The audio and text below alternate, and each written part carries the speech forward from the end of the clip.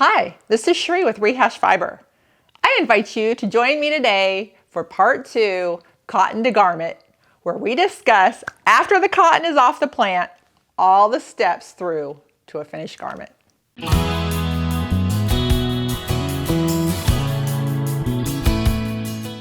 Welcome! The process is finished for this cotton season. I will call this the 2020 season of cotton. It's when it was planted, harvested, prepped, all the way through till the finished garments were being finished into the new year. What a wonderful, fun process, and I want to take you through all of it. Have a look right now. All right, now that we have all this fabulous cotton from those plants, we now need to prepare it. First things first. Now this is funny because I had no idea. I just didn't know. I had never grown cotton, never talked about cotton, nothing. I didn't know the seeds were inside of them. So the first bits of cotton that I picked, there might have been 10. I sat down at the table and pulled the seeds out, and I thought, well, that would be a swell thing if I could keep up with it every day. But it's just hard to keep up with. It is a process to take the seeds out of each one. Once you pick the cotton, you want to make sure that it's dried out. Sometimes it sits on the plant long enough that it feels really dry, but I still bring it in. And at one point when I had so much of this, I had one of those hanging like food dryers, or it's all just netting. And I would just stack the cotton up there. I hung it from a bathroom that's not used very often, from the bar. And it had 4 levels.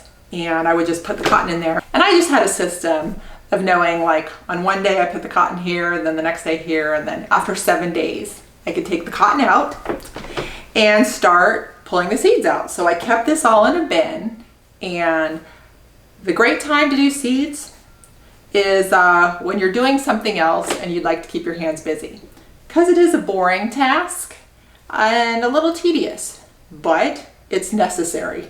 So I usually do it when I'm talking on the telephone or watching TV. And I just keep a little trash can close by, a nice little container to put my cotton in that does not have seeds. And what I would say at this point too is make sure that any of these little like leaf bits, or sometimes part of the cotton boll, a little black part will be on your cotton, take it off now. Because what's really a drag is when you get further along and have to pick it out. So just get it now. So that's step 1. Get your seeds out.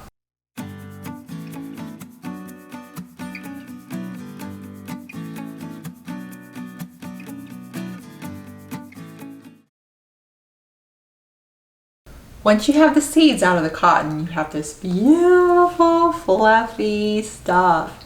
It's so soft. You can almost barely feel it. It's really cool.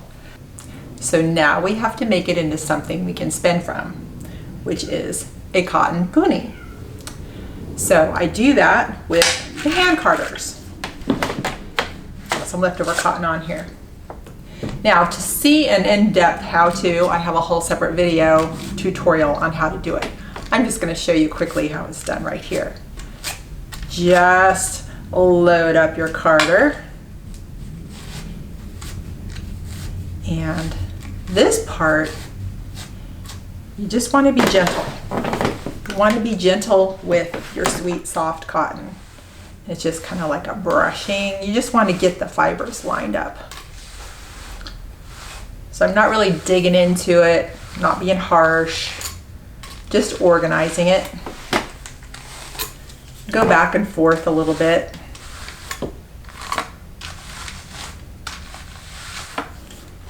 And do it just a little bit more, brushing.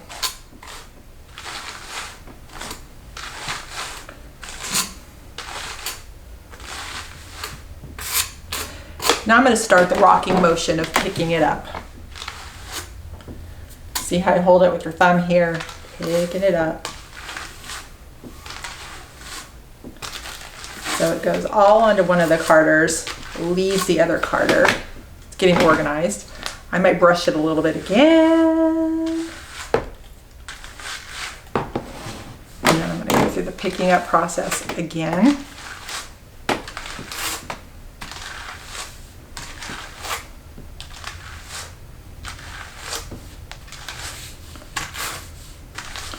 and just get most of it. This is about having fun. Don't have to be perfect. You want to enjoy each process.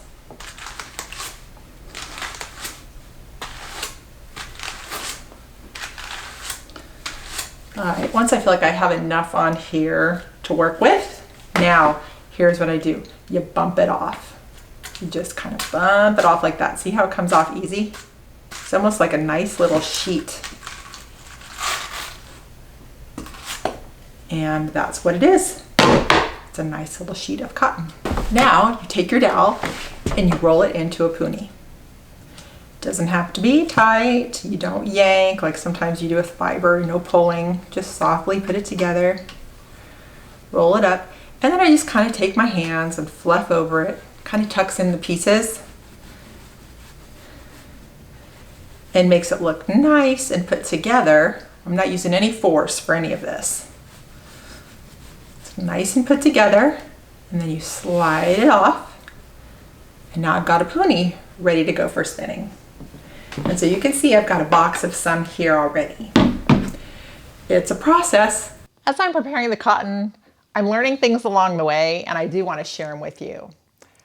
My 9 plants that are still alive keep producing, and I realized that there was a point it felt like a never-ending project, and even though I love it, like I'm so grateful every day when there is a cotton boll that I can pick. It is so fun. But I do like to complete projects or at least see progress. I had to do something for myself to create a timeline to call it done. And then of course, start again for the next year. So at the end of this month is going to be my stopping period for what I would consider my first year of cotton. I will process all the cotton that I have picked up to that point. Then, starting the beginning of next month, is going to be my second year of cotton. So that will just be put all on to the next year. That way, I'm able to diligently work through this and get something accomplished. This is what I'm coming up with here. Tons and tons of beautiful cotton. And I mean, I'm so happy. And what I do is just sit down in the evenings while watching TV and pick those seeds out. And that really helps because I don't feel like it's such a chore. Now, as I was looking at this, I thought, oh my goodness sakes, it's going to take me forever to hand card this into the punis. So when I had that thought, I thought, wow, you know, maybe I could eliminate that step. So I picked up a handful of this and started spinning it on the great wheel. But I found I wasn't getting a nice, smooth, consistent spin with this pile, whereas with the punis, I am.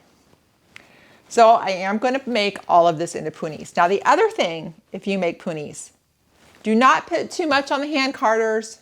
Do not roll too tight. Because what I'm finding, if these are packed harder, which I mean, they're all pretty light, it's cotton, but the ones that have more on them are packed a little tighter, doesn't spin as nicely on the great wheel. I want something that's light, fluffy, and airy that the wheel can just grab and spin and grab and spin. And the ones that were tighter and thicker, I was having more trouble. Maybe just me. All of this is new to me, spinning cotton on the great wheel. But from now on, my punis are going to be kind of like this. Fluffy, not as much on them. And another thing I do before I spin it on the great wheel, so before I start to spin the punis, I fluff them a little, or what you call a little pre-drafting. Because that way, you know, I'm doing the one-handed long draw. I don't want it fighting and picking up too much cotton. I want it to be nicely ready to be pulled out. That's what's working for me. And eventually, I'll have a nice pile of yarn.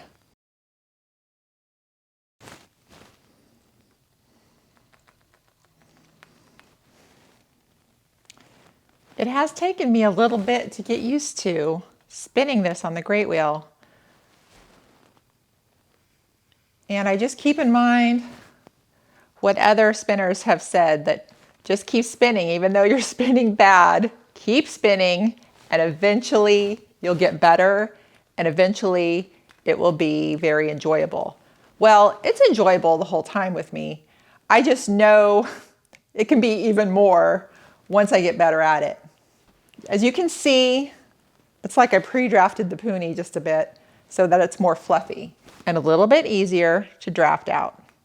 Now, when I'm doing this, I can feel the fiber twisting and starting to pull, and that's when I get the idea to draft back just a little bit. But the goal is to have that nice little triangle there that gets drafted, but not have it go into the puni. Now, I'm no pro. Lots of times I just have to park and draft. Sometimes I get the flow going, sometimes I don't. But it has been very fun. And the whole time I am so grateful for this cotton that has grown in my yard. And it's not perfect. You can see sometimes there's chunky parts. Now, if I get a bit that's really chunky, I will back up, let it unspin a little and just kind of work it out because I can't stand it if it's really bad. But little bits like this are not too bad. I don't aim for perfect yarn because I feel like I would never get there and I would just be frustrated.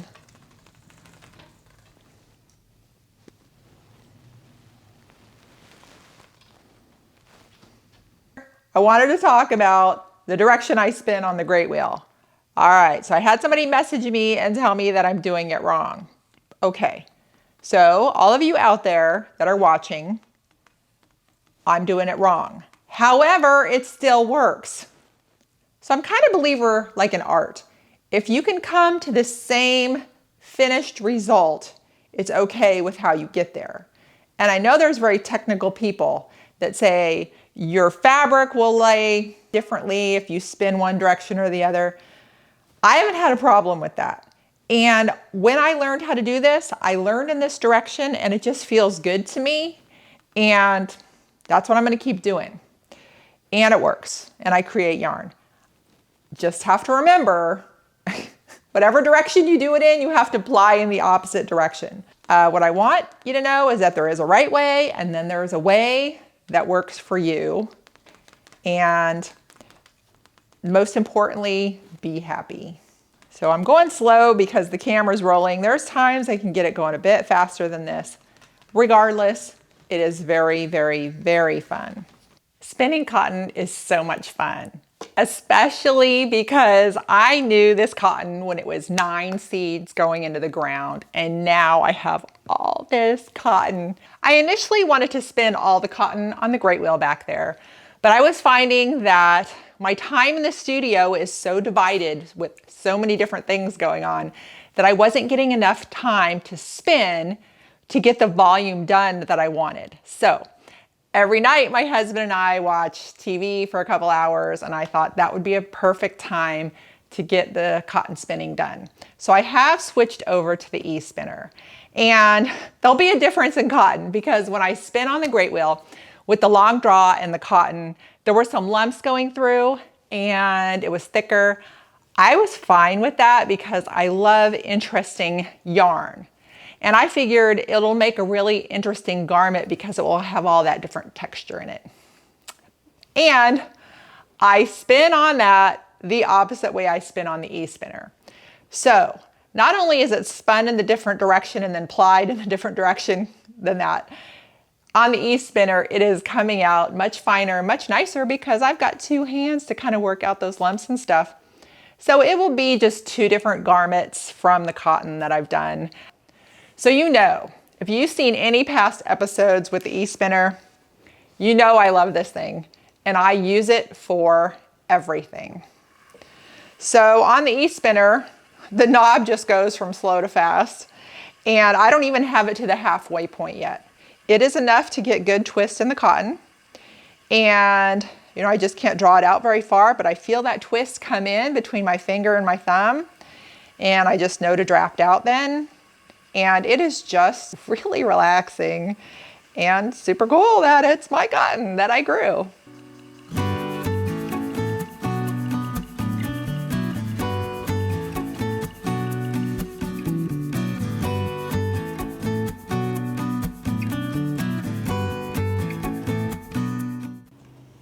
for me, plying cotton is just a little bit different. See this? I have to watch out for this. I don't have tension on my Lazy Kate, and there is enough twist into this in the spin for the singles that it's a little bit over twisted, and so you see it's got a lot of energy. And I just need to make sure that those little over twisted areas don't get stuck in the ply. Also, as I've noticed, I've plied quite a bit. I need to make sure enough twist goes into the ply. Early on in my plying, I didn't get enough twist in there, and I'm going to probably have to reply that. You can see I put a lot of tension on that to get the little bumps out from the over twisting.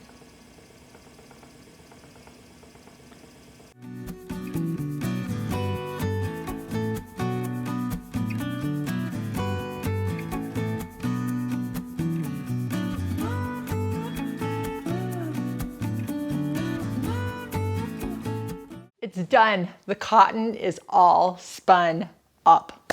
So fun. I mean, I just can't believe this. 9 plants and all this wonderful cotton. Look at all these skeins. Here's the plan. I want to do a tank top in the cotton, in the raw like this, in white. So this has been washed. It's ready to be made into balls of yarn. And then I will start working up that pattern. These are going to get dyed naturally. I'm new at natural dyeing, so it's kind of, you know, an experiment. I'm going to be following instructions that I've gathered from the internet, and I just hope it works out. I'm not going to worry too much about what I'm going to do with this because something will happen. I'm just going to make the different colors that I can come up with, and then we'll go from there. I'm preparing to naturally dye the cotton. So I have 363 grams of cotton that I want to dye, which ended up being about 8 skeins of that cotton. And the other half I'm saving to make a tank top. All right, so this is my first time natural dyeing, and that's why I have some notes with me here. It has been a really interesting experiment, and it's not done yet. There was lots of preparation for dyeing cotton. Last night, I scoured the cotton in Synthropol and soda ash. So that was an hour in the pot. Then I did the mordant, which was soda ash, alum, and I let that soak in hot tap water. You start with hot tap water, and then it soaked all night long. Then I did the wheat bran bath. I have a pile of notes in my iPad that I have been getting this information from. So I'm just telling you what I've been doing. I cannot be a teacher of this because this is my first time, so I'm just taking you through the fun process. And you get to see me struggle through this new process. And I wanted to take my cotton that, you know, grew from those seeds all the way through to a natural process. So I just want you to check this out and see what I'm going for, and then you'll be able to see the process and how it ends up. So I'm going for carrots for orange. We have the indigo, which I bought from Jacquard for the blue. Cochineal for the red, bought this too. I've got hibiscus plants, which are outside. And last time I played around with this, it was yellow. I didn't mordant what I was sampling with correctly, so I think this is gonna be yellow. And then I have mint outside, and that's gonna be green. I'm gonna go ahead and start preparing this, the dyeing part of it, and then we'll just show you along the way what happens and then how it ends up.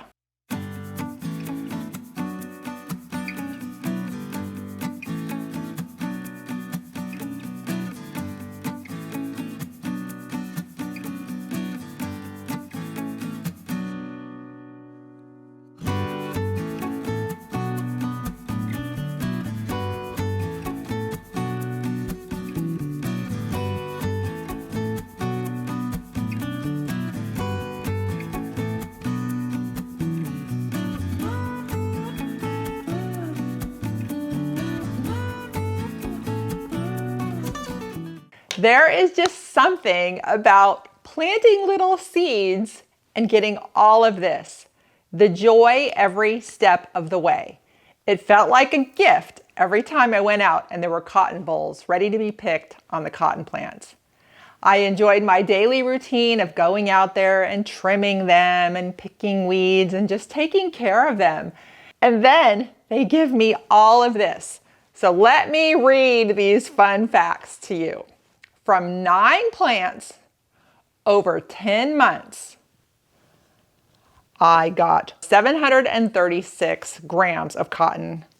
The total yardage, 2-ply, was 1,646.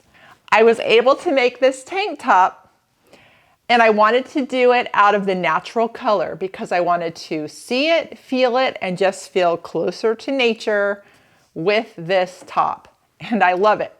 And the back side is ribbed and the front has a cable pattern. But what's kind of cool, and I was easygoing with myself with the spinning part, is there's some thick parts, some thin parts. This was all done on the e-spinner. Still thick and thin, but I like how it makes the top more interesting. Then for this, I took everything else, did my first adventure into natural dyeing, and I found it very hard.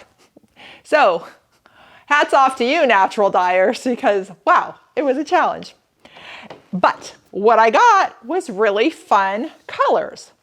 I made this sampler stitch wrap. There's indigo, cochineal, black beans, some other plants I tried in my yard, hibiscus, so we kind of get this lighter color.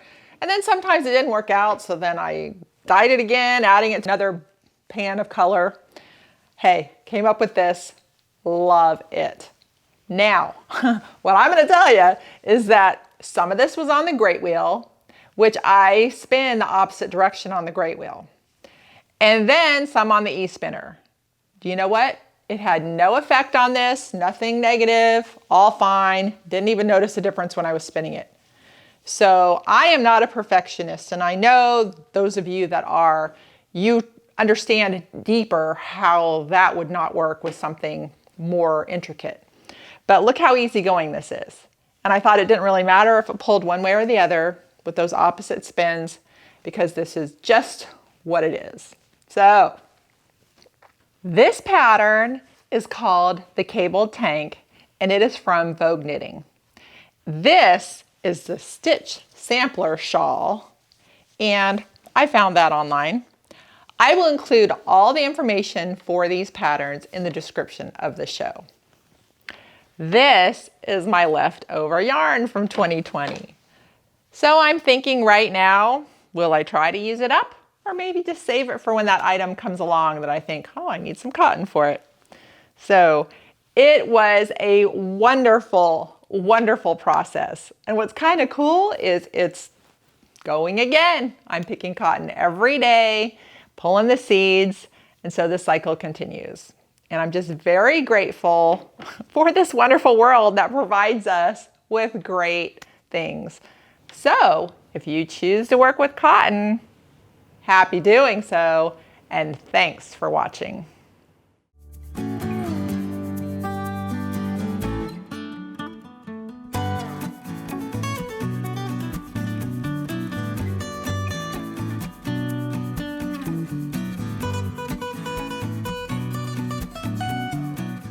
If you're enjoying the programming, please consider becoming a supporting member. By joining Patreon, the Rehash Fiber Tribe, and giving just $3 a month, it helps with the production costs and keeps the show going. You can find that at rehashfiber.com. Also, at rehashfiber.com, merchandise. Anything you purchase helps the show. Cool stuff. The globe of yarn, the complete logo, and every variation of it there on all kinds of items, from aprons, water bottles, you name it, it's there. And also the Got Kivyute. You want to get people wondering what's Kivyute? You can wear your Got Kivyute, or you see if your fiber friends know what that is, and you can put that on multiple things as well. I've got the Got Kivyute t-shirt. All right, everybody. Thanks for supporting the show. See you soon.